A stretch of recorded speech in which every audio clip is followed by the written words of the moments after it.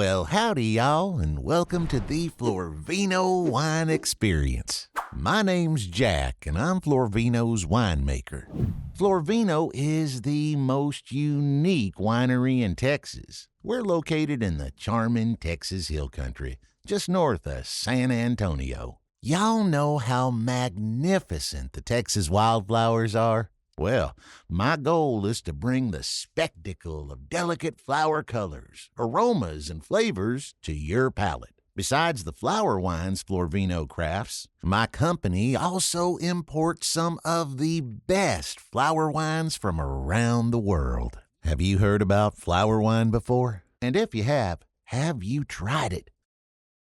The main difference between grape wine, the wine I'm sure we're all familiar with, and flower wine is that grape wine is created by fermenting the sugars of grapes in the form of grape juice, while flower wine is crafted by fermenting the sugars of flowers in the form of flower nectar. During this experience, you'll learn how I craft flower wines and have a chance to taste these one-of-a-kind wines from Texas and some of Spirit Hills from Canada. To help me, I've invited some very close friends of mine. Here they are. Enjoy. Hi, I'm Flora, and these are my pals, Apis and Fermentum. Isn't it a beautiful day to just soak up the sun? Only reason you can relax is because I do all the work. Mes amis, I love both these ladies because they are always making my favorite food, sugar. I don't care where it comes from. I will eat it all. Well, let's get rolling. Let me tell you about the fascinating history of our one-of-a-kind flower wines. It started in the foothills of the Rocky Mountains near Calgary, Alberta, in Canada, where a young couple, Hugo and Ilse Bonjean, had moved from Europe to this pristine country to raise their children and live off the land. They have a huge property where they hunt and grow all their vegetables for the entire year. They named their farm Spirit Hills. The Bonjeans' lineage comes from a long line of French winemakers, with vineyards still in operation in the center of France. Hugo and Ilse's son, Bjorn, has kept this tradition and is now the next generation of Bonjean winemakers. The Bonjeans seeded wildflowers on their land to attract lots of bees like me. They wanted our pollination services, which actually increases the harvest from their garden. In the spirit of living off the land, the Bonjeans also made their own wine. But in Alberta, grapes could not grow. So Hugo brought an old dandelion flower recipe back from the homesteaders and combined it with the sugars of the wildflower nectar my family harvested. Et voila! That is how me and my sisters are really the reason you can now experience delicious flower wines. Apis, stop gloating and taking all the credit. Where would you be without me? What would you harvest? How would you even live? Get out of here. Let me fill you in on the essence that makes this delicious flower wine possible. Me. Ta-da! And, my extended family, I guess. The Bonjeans learned to craft this delicious drink from my nectar and my flower petals. See, when I bloom, and when the conditions are right, I can produce a few drops of delicious flower nectar. It's very liquid-like and consists of around 70 to 80% moisture. It's the same consistency as grape juice. In essence, this is what the winemakers ferment, mixed with flower petals, leaves, and some seeds to capture our delicious flavors and aroma. It's literally me you're tasting. Mademoiselle, lady, all good and well, but aren't you skipping the most important part? What gets everyone excited is the word wine. And who makes the booze? I do. Without the yeast, you're nothing but flower juice. It's not the winemakers, it's actually me who does all the work. The only thing the winemakers do is put me in a tank. And I love it. Well, most of the time. And boy, do I do a good job with these flower wines. The best, even. They are smooth, aromatic, full of complexity, and have a long-lasting flavor. And with what Jack and the Bon Jones put in the tanks, I can truly create one-of-a-kind flower wines.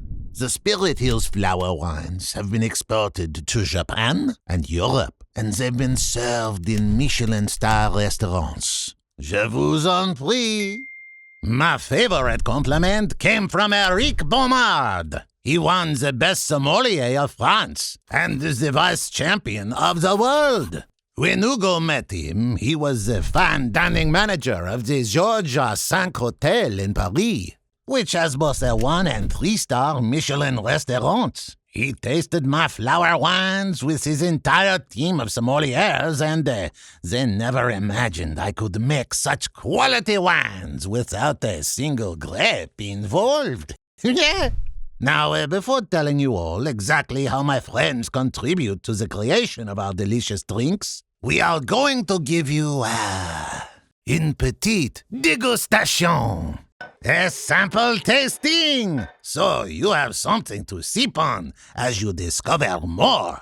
Go easy, though. There is more coming. I bet that everyone knows that different grapes produce different wines, right?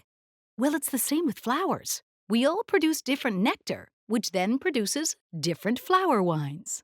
We always use regional ingredients or elements that have some cultural relevance to create a flower wine that is truly representative of the place it's made in. When wine is poured into the glass, it gets exposed to oxygen. The more it's exposed to oxygen, the more it opens up. We swirl the glass to allow the wine to open up and release its aromas. After the first swirl, we smell the aroma of the wine and let it indulge our sense.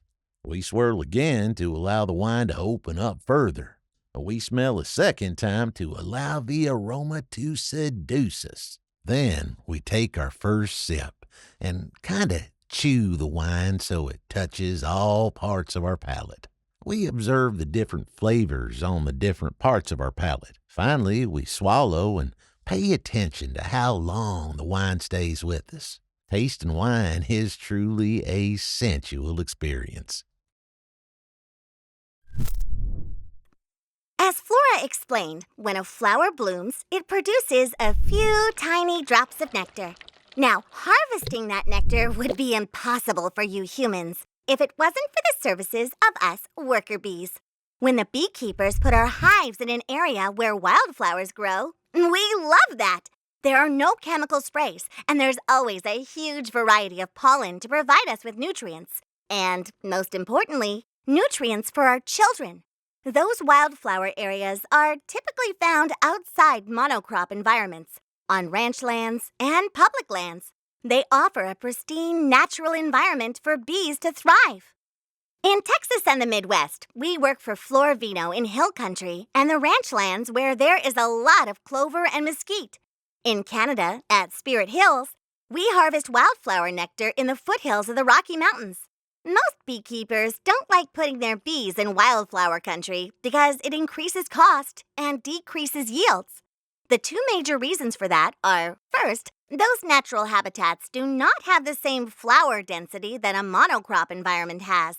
This means our hives have to be spread out over a larger geographical area, which makes it more time-consuming and expensive for the beekeeper to harvest from our hives. Second, particularly in Canada, there are large, fluffy animals that do damage to our hives and eat us. Ouch! The main culprits are bears, raccoons, and skunks. Our beekeepers try to protect us as much as possible by investing in extra electric fencing to keep our homes safe. But still, at times, those defenses are breached and our hives are destroyed. We sting the bears, but look at the size of the claws we're up against. Apis and her sisters not only harvest our nectar, but in return, they provide us with their pollination services, which allow us to bloom more abundantly in those regions. We get to share our beautiful colors and aromas with all of you because of the bees. Here, we see one of our typical hives. Within our hive's colony, we all have different tasks depending on our age and experience. When the flowers bloom, our most experienced bees, the foragers, will fly out to those flowers and collect a tiny drop of nectar. They bring this back to the hive, where they give this to another one of our sisters. Then they fly out to some other flowers, collect another tiny drop of nectar, and bring it back to the hive. They do this all day long.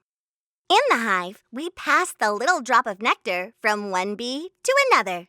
As Flora mentioned before, flower nectar is 70 to 80% moisture. As we pass the drop of nectar to one another, we add an enzyme to dehydrate the nectar. We then deposit the nectar in one of the little cells of the comb and start fanning it with our wings to further help with the dehydration process. When it reaches a moisture level of 17.8% or less, we close the cell off with some beeswax. At that point, the substance in these cells is honey, which in its essence is dehydrated flower nectar. All the sugars are created by the flowers. We only harvest them and preserve them. We work hard to get you your honey. Appreciate it and appreciate these beautiful flowers for creating this delicious nectar. In this state, honey never ever spoils. Honey was found in the tomb of one of the Egyptian pharaohs, and it was perfectly preserved. That's because honey is a sterile product. Both bacteria and viruses can't live in honey. And because of that, it's actually being used in wound care. And now, as a yeast cell, I can live in honey, but I can't eat it or multiply myself because the bees have dehydrated the nectar too much for me to consume it. And they never get that wrong. Before we continue, let's give you another sample. Hey! The bees only harvest our nectar when we bloom. Weather, temperature, soil, moisture, and the type of flower all affect how much nectar a flower can produce. Some of us don't produce any nectar at all, and some of us only produce it during certain times of the day or at certain temperatures. The weather conditions also impact the flavor of our flower petals, which in turn impacts the flavor of the flower wines. From year to year, the Florvino winemakers make some adjustments to create as much consistency as possible between the different batches. When the beekeepers open our hives, they first put a bit of smoke into it. This makes us think of fire, so we pay less attention to the beekeepers. Then they play a trick on us. They check which boxes are full, take those boxes away, and replace them with empty boxes. They do that so we produce more. They think we don't know. We do, but we're happy to share. The only thing that matters for us is that they leave us enough food to get through the winter. The boxes we fill up with honey are called a deep super.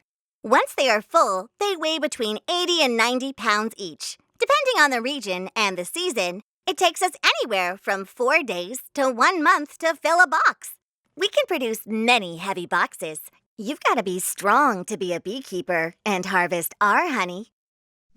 When the honey arrives in the honey house, the first thing we need to do is open up the wax capsule. This is done with an uncapping machine. It slices off the thin wax capsule by moving the honey frames through 2 hot knives. Next, the frames are put into a centrifuge which spins to take all the honey out of the frames. The honey is then stored until we need it for winemaking, at which time we rehydrate it and turn it back into its liquid nectar state. All right, are we all ready for our next delicious sample? The most significant difference between a grape winery and a flower winery is the fact that our raw material, flower nectar, is stored in the form of honey, which never ever spoils. In a grape winery, all the grapes have to be processed immediately when they come off the vine. Otherwise, they will spoil. The process of fermentation, where yeast eats sugars and converts those sugars to alcohol and CO2 for a 13.5% wine, takes anywhere between 3 to 6 weeks, depending on the fermentation temperature.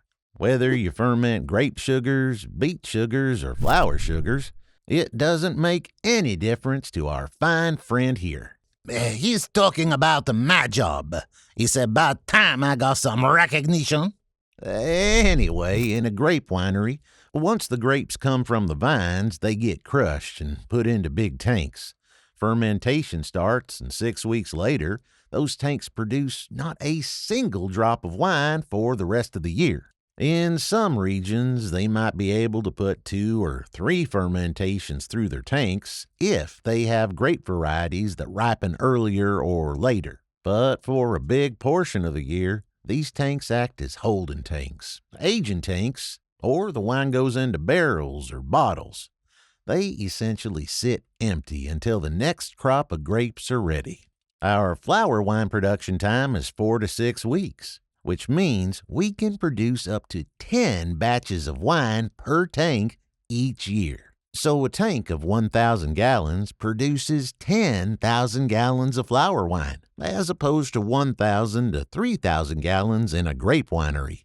Some flower wines age in oak barrels, and they take 3 to 12 months or more to produce. Now, do you see why I love making flower wine?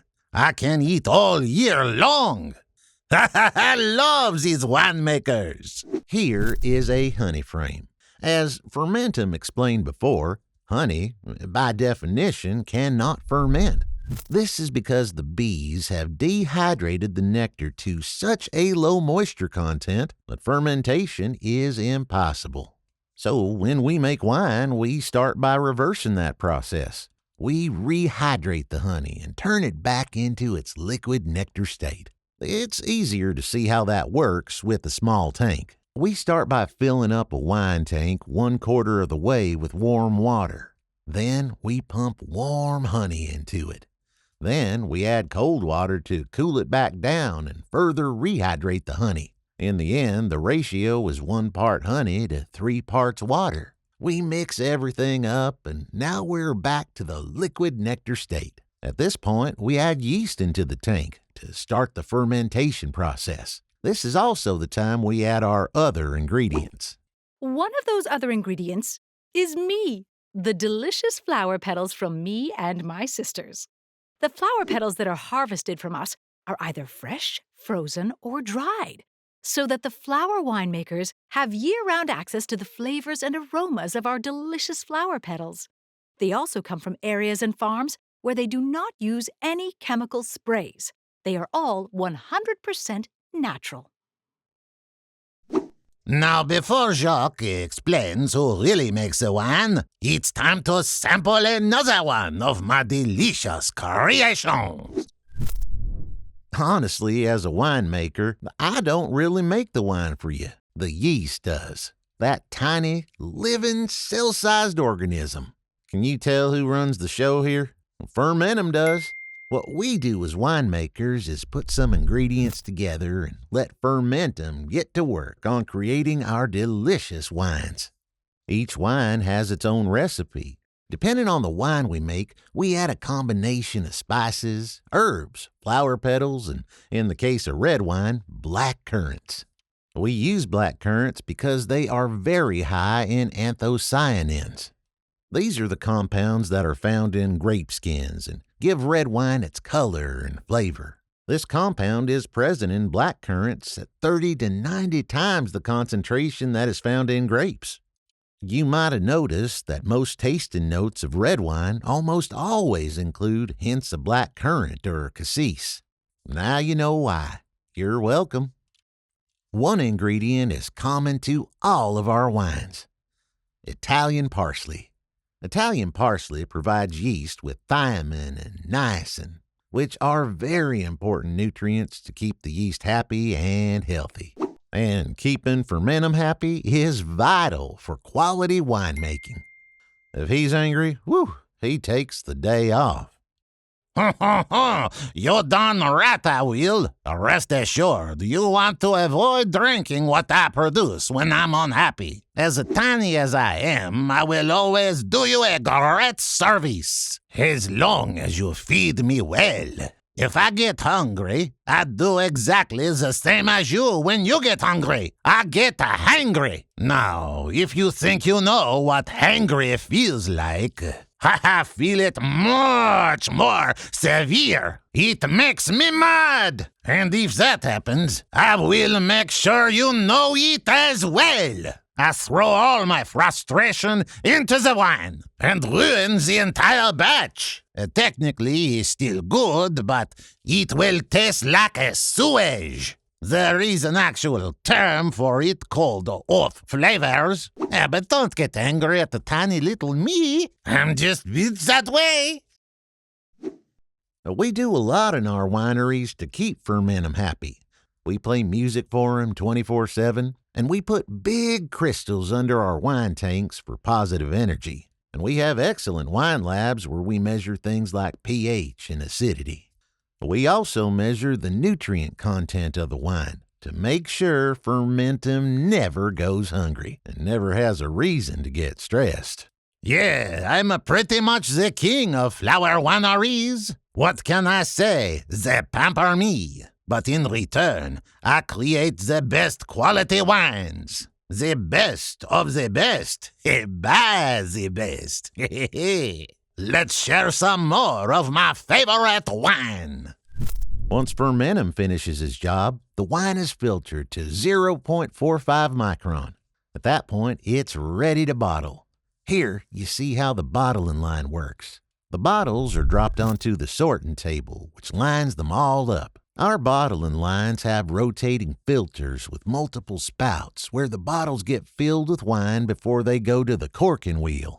This is where the cork gets put in. We use some of the highest quality corks on the market. From the corker, the bottles travel to the finishing line, where the capsule gets put on as well as the label. The bottles then go back to their cases. They are then turned upside down to keep the cork wet while in storage.